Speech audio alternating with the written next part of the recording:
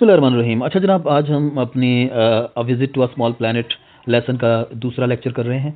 और सबसे पहले तो यहाँ पर जो है प्ले के बारे में जो है ना आपको थोड़ी बहुत जो है वो अंडरस्टैंडिंग देने की कोशिश की गई है कि प्ले या ड्रामा जो है वो क्या होता है, ठीक है। और यहाँ पर ये बता रहे हैं कि play can be defined as a literary work, कि प्ले को जो है उसकी तारीफ कैसे की जा सकती है कि ये एक लिटरेरी वर्क होता है meant for a theatrical performance. और इसका मकसद होता है कि ये थिएट्रिकल परफॉर्मेंस के ज़रिए से जो है वो एक कहानी जो है वो आप तक पहुंचाए थ्रू अ पर्टिकुलर मीडियम।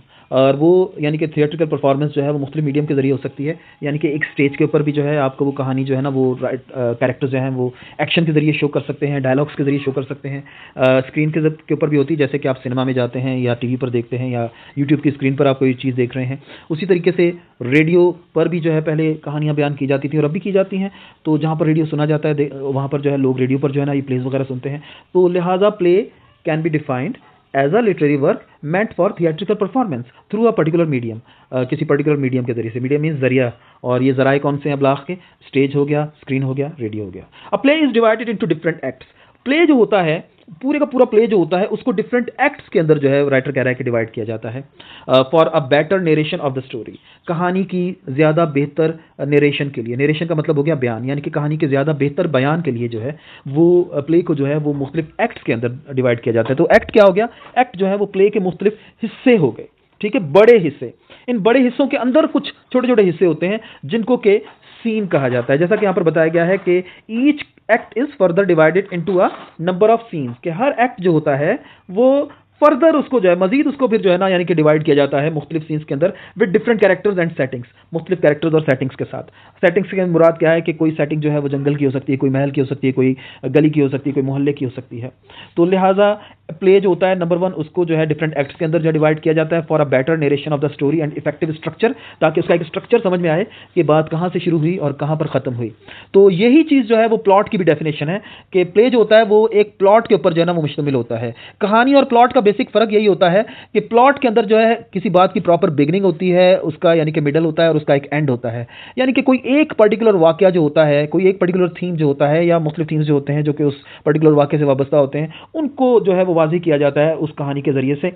और यानी कि बिल्कुल एक क्लियर कट जो है ना उसको समझा जा सकता है कि कहाँ से बात शुरू हुई और कहाँ पर ख़त्म हुई। तो यही एक इंपॉर्टेंट जो है डेफिनेशन है प्लॉट की भी कि it has a proper beginning, middle and and. और यानी कि एक ख़ास स्ट्रक्चर होता है इसका। कहानी जो होती है वो तो अमूमन बहुत लंबी भी हो सकती है ना, जैसे अब एक नावल होता है तो नावल के अंदर बहुत सारी कहानियाँ होती हैं, लेकिन प्ले के अंदर जो है कोशिश की जाती है कि एक प्लॉट या एक किस्सा जो है ना उसको जो है वाज़ेह किया जाए। तो अ play has mainly these elements, एक प्ले जो होता है उसके अंदर आमतौर पर ये एलिमेंट्स होते हैं। नंबर वन, उसके अंदर प्लॉट होता है। और प्लॉट क्या है? Arrangement of incidents of the story, कि कहानी के जो वाक़यात हैं उनको आप कैसे उनको अरेंज करते हैं ताकि सुनने वाला जो है वो समझ जाए कि ये सारा वाक़या जो है वो क्या है। और उसके बाद उसके अंदर जो है जनाब कैरेक्टर्स होते हैं जो कि लोग होते हैं या अदर बीइंग्स होती हैं around which the story revolves, क्योंकि a plot is all about characters.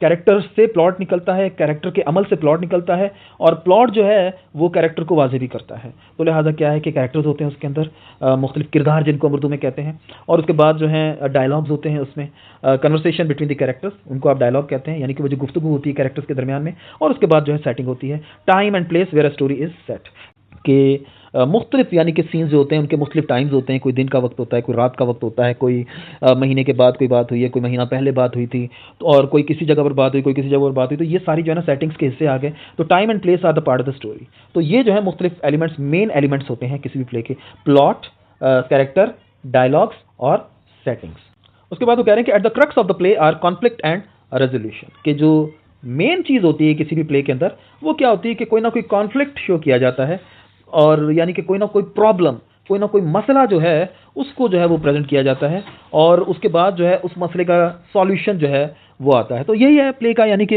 एक प्रॉब्लम जो है आपके सामने लाई जाती है, और उस प्रॉब्लम को सॉल्व करने में सारे कैरेक्टर्स जो है ना वो अपना अपना किरदार अदा करते हैं। वो सारे कोई ना कोई एक्शन ले रहे होते हैं, कोई जो है ना उस प्रॉब्लम को क्रिएट कर रहा होता है, कोई उस प्रॉब्लम को समझने की कोशिश कर रहा होता है, कोई उस प्रॉब्लम की वजह से जो है ना वो उसकी ज़िंदगी की बहुत ज़्यादा असरअंदाज होती है, और कोई उसको जो है सॉर्ट आउट कर रहा होता है।